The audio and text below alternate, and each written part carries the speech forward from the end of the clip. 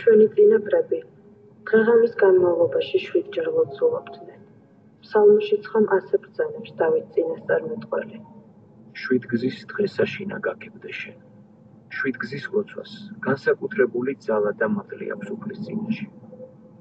რადიო ივერია გაძლევთ საშუალებას დაუბრუნდეთ მამა პაპათა ამ წესს. 7 გზის დღესაშინა ვაკოდუფალი.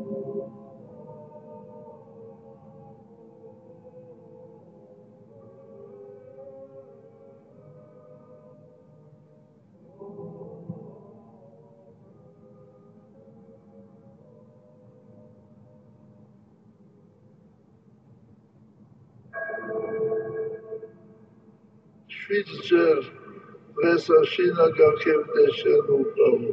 ესე იგი 7 ლოცვა ეს არის თავოცვილი.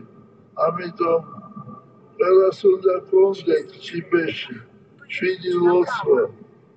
და როცა მოდის იქ მითითებული საათი, თქვენ უნდა ყველაფერი შეაჩეროთ და წაიკითხოთ ის ლოცვა.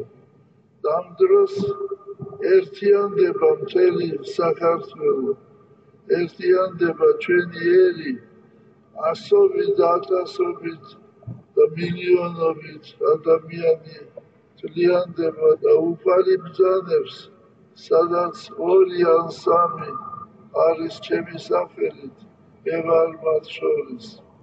უფალი აუცილებლად შეისმენს.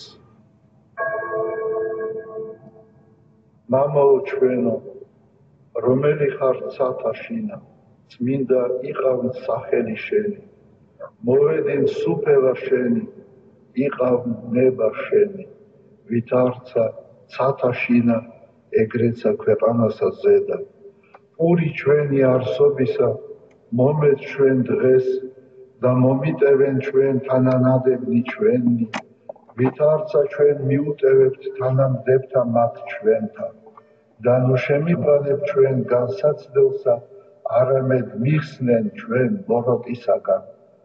რამე თუ შენი არს სუფევა, ძალი და დიდება, მამისა, დაცისა და წმინდისა სულისა, აწდა მარადის და უკუნითი უკუნისამდე. ამინ.